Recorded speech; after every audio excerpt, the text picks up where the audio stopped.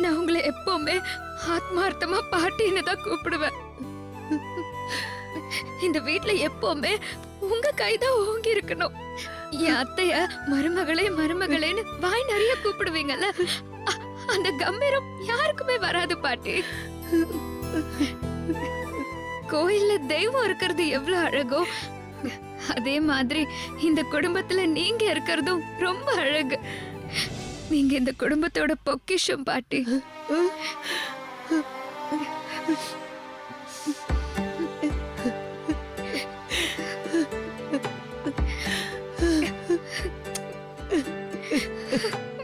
யாருக்கு யார் உறவு, யாருக்கு யார் வரவு,